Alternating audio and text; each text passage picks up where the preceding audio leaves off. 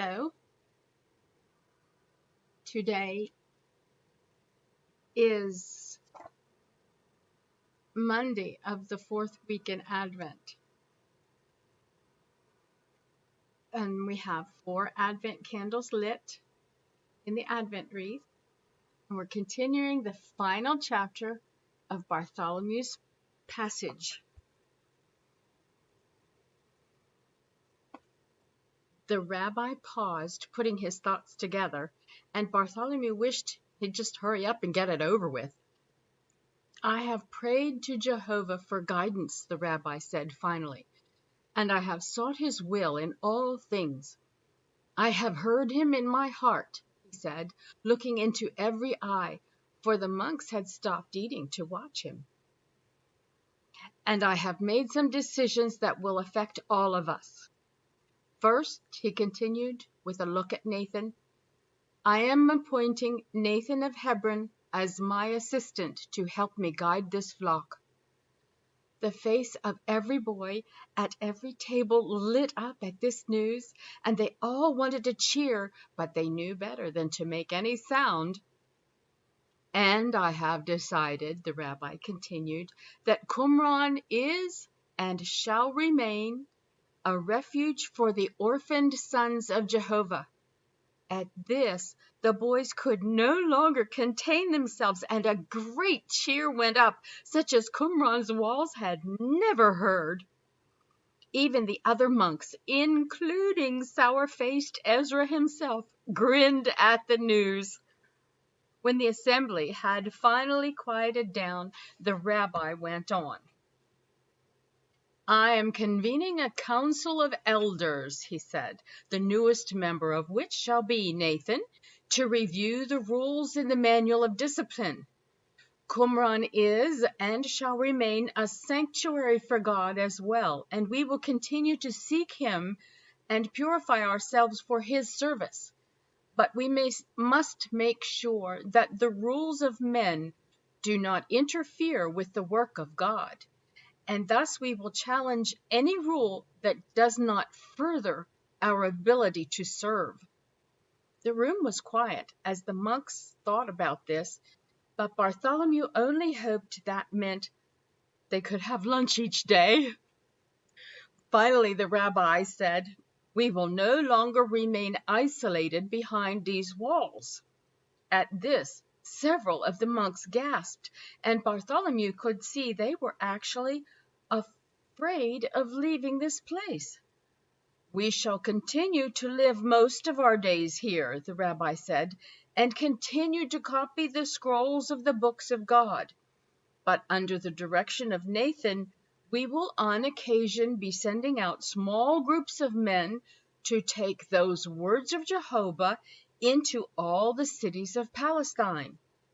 Several of the monks looked at each other, afraid and confused, but most just nodded at the wisdom of the rabbi's decision. There was a moment of silence then, as the rabbi formed the last of his thoughts into words. Men of Qumran, he said slowly, then looking at the boys, adding, and young men of Qumran, it is time for us to stop pretending to be men of God while doing that which only serves ourselves. We must reach beyond these walls to all the people of Jehovah. The Messiah is coming, men, and we must help prepare the way for him. There was another great cheer, louder than the first, followed by excited talking and 100 predictions about how life in Qumran would change. And it was because of all this noise that no one heard the alarm of the watchman in the tower, nor the pounding of horse hooves in the compound, nor the running feet outside the walls of the dining hall. But when the door burst open and revealed a strange sight, every man and boy of Qumran was instantly silent. The man wore the colorful robes and turban of a Persian trader, though he was covered from head to toe with the dust of the road. He was breathing great gulps of air, and sweat from his scalp made mud of the dust of his face. Looking over the group like a wild man looking for an escape, he yelled out, "Nathan of Qumran! I seek Nathan of Qumran!" Some of the monks thought the man crazed and stood to protect Nathan, but Nathan himself stood slowly and walked over to the man. "I am Nathan," he said. "I am sent by Salamar of Persia," he said, "and I bring you news. The boy Jotham has been lost." Consider this. We need to have rules and traditions in our society. But how did some of Qumran's rules prevent them from doing God's will? Do we have any rules and traditions like that in our churches?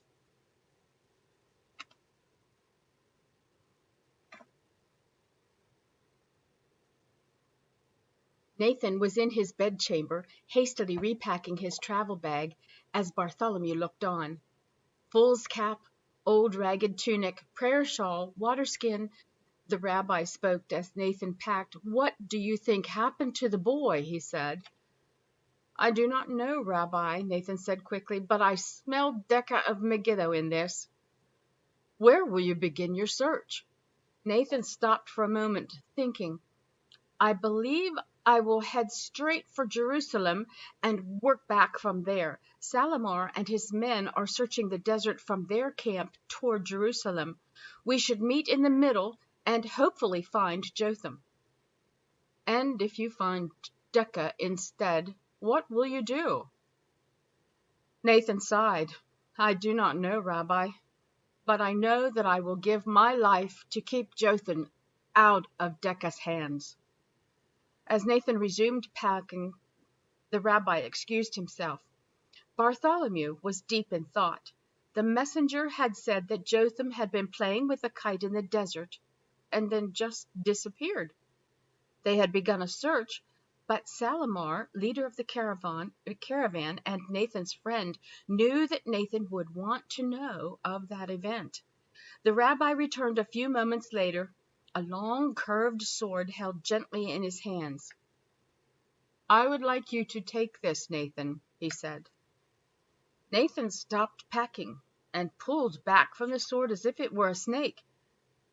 "Rabbi, I have not used a sword since I was 20 years old," he said slowly, "and you know what tragedies that brought."